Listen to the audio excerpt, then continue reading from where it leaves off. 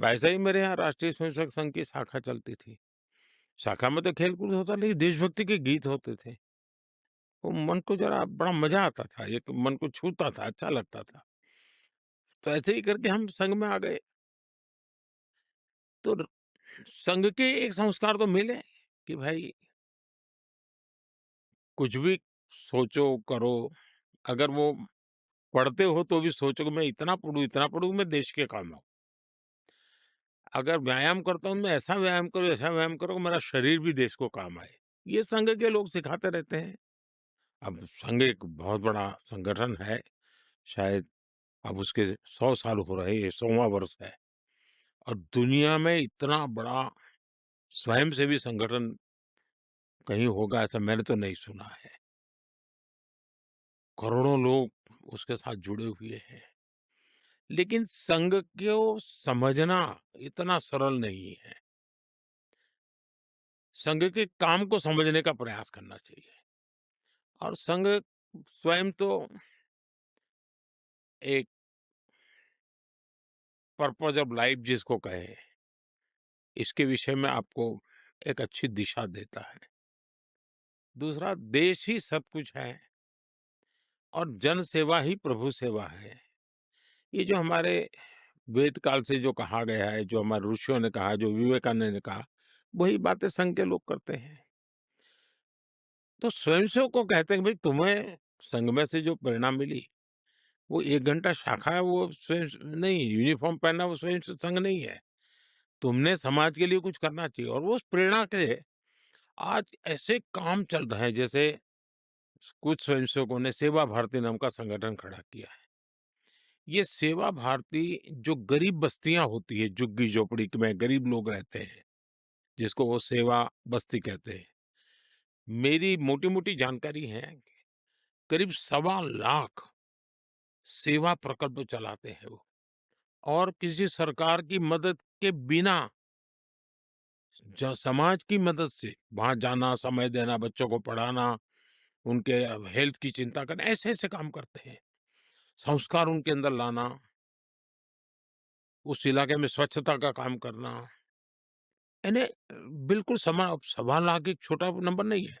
वैसे कुछ स्वयंसेवक हैं, संघ में से ही गढ़े हुए हैं, वो वनवासी कल्याण आश्रम चलाते हैं और वो जंगलों में आदिवासियों के बीच में रह करके आदिवासियों की सेवा करते हैं। 70,000 से ज्यादा वन टीचर वन स्कूल एकल विद्यालय चलाते हैं। और अमेरिका में भी कुछ लोग हैं जो उनको लिए शायद $10 या $15 का डोनेशन करते हैं इस काम के लिए। और वो कहते हैं कि एक कोका कोला नहीं पीनी है इस महीने, एक कोका कोला मत पियो और उतना पैसा ये एकल विद्यालय को दो। अब 70,000 एकल विद्यालय आदिवासी बच्चों को पढ़ाने के लिए करना। कुछ स्वयंसेवकों ने शिक्षा में क्रांति लाने के लिए विद्या भारती नाम का संगठन खड़ा किया। करीब 25,000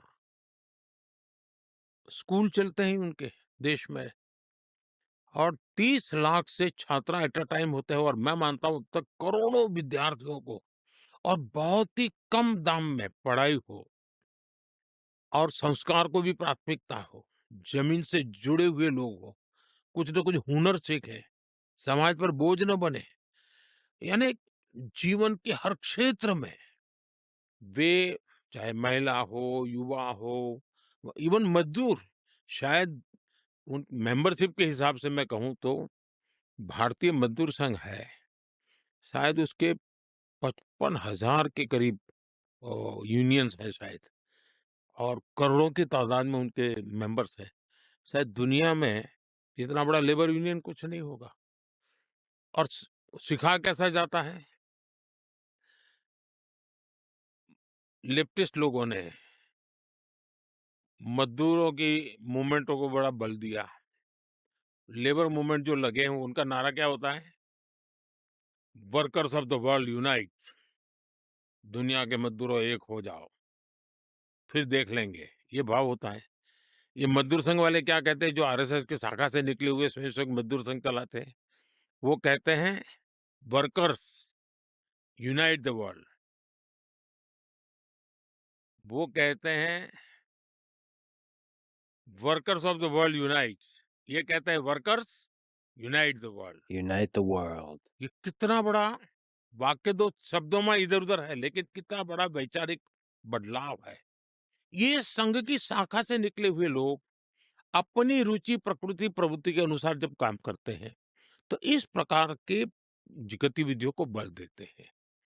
और जब इन कामों को देखेंगे, तब आपको 100 साल में राष्ट्रीय स्वयंसेवक संघ ने भारत के सारे चकाचौंध दुनिया से दूर रहते हुए एक साधक की तरह समर्पित भाव से, तो मेरा ये सौभाग्य रहा कि ऐसे पवित्र संगठन से मुझे संस्कार मिले जीवन के, लाइफ ऑफ पर्पज में जो मिला।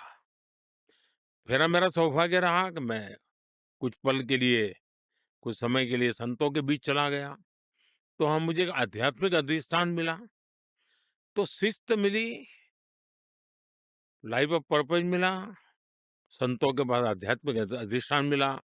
स्वामी आत्मस्थानंद जी जैसे लोगों ने जीवन भर मेरा हाथ पकड़ करके रखा, हर पल मेरा मार्गदर्शन करते रहे।